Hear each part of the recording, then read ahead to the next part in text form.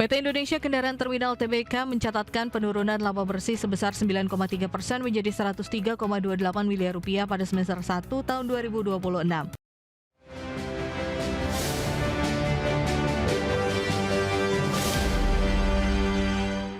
PT Indonesia Kendaraan Terminal Tbk membukukan laba bersih sebesar 103,28 miliar rupiah pada semester 1 tahun 2026. Penurunan kinerja sebesar 9,3% ini dipicu oleh tekanan geopolitik global serta perlambatan impor kendaraan nasional.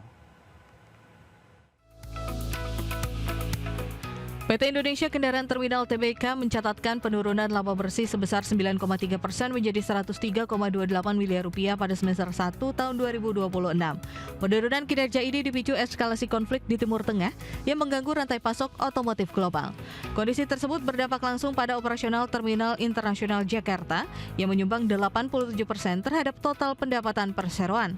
Meski demikian, perseroan masih mampu menjaga margin laba bersih di level 24,98% berkat efisiensi operasional.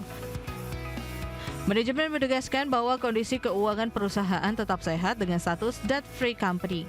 Hingga akhir Juni 2026, total aset anak usaha Pelindo Multiterminal ini tercatat stabil sebesar 2,04 triliun rupiah.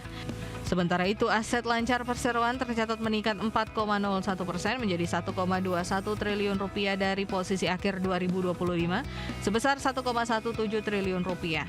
Direktur Keuangan Wing Megantoro menilai likuiditas yang kuat ini mampu menopang keberlanjutan operasional serta ekspansi bisnis ke depan.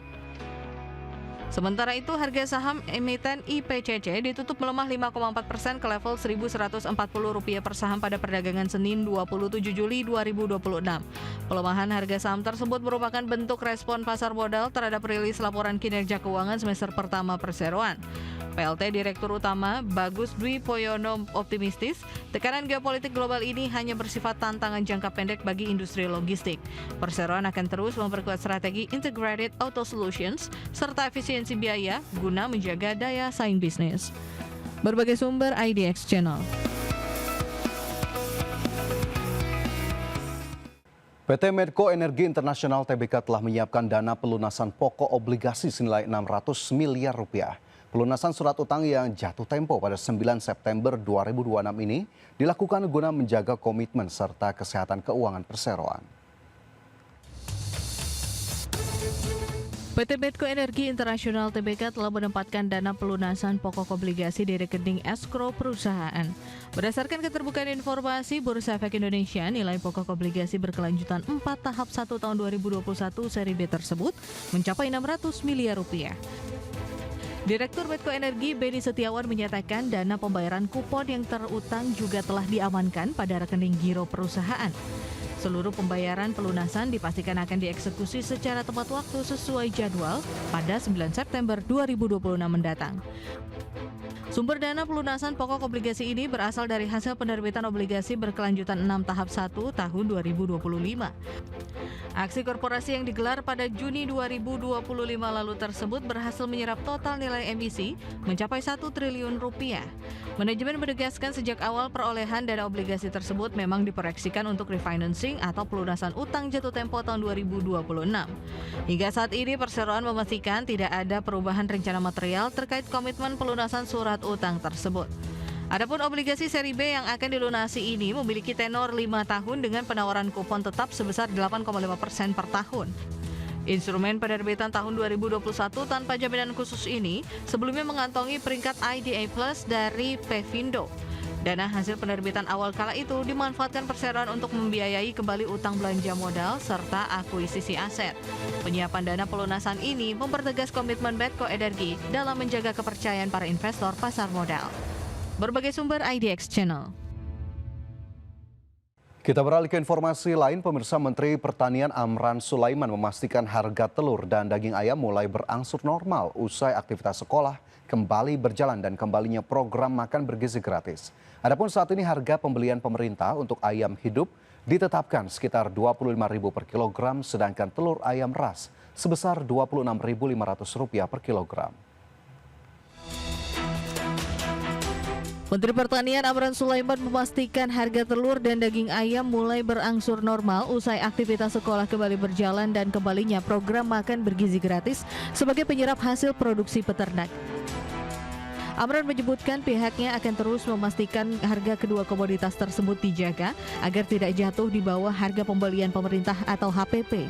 Terlebih, MBG disebutkan sebagai off-taker untuk produksi pertanian 160 juta petani, peternak hingga pekebun. Adapun saat ini harga pembelian pemerintah untuk ayam hidup ditetapkan sekitar Rp25.000 per kilogram, sedangkan telur ayam ras sebesar Rp26.500 per kilogram. Kami juga tadi pagi-pagi bersama Kepala BGN, kita sudah sepakat menjaga harga komoditas pertanian khususnya ayam dengan telur. Jadi nanti dikontrol harganya tidak boleh di bawah harga pembelian pemerintah. Kami sudah sepakat dengan kalau harga ayam kalau tidak salah 25.000 per kilo dan harga telur itu 26,5 harga pembelian pemerintah. Mentan menambahkan nantinya pengawasan juga akan dilakukan oleh BGN. Kedepan, Dapur Satuan Pelayanan Pemenuhan Gizi pun didorong membeli kebutuhan ayam dan telur langsung dari peternak. Jakarta, Ade Firmansyah, IDX Channel.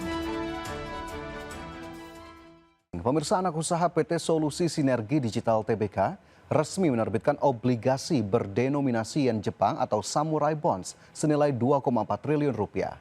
Penerbitan surat utang ini dilakukan untuk mempercepat ekspansi jaringan digital serta infrastruktur telekomunikasi perseroan.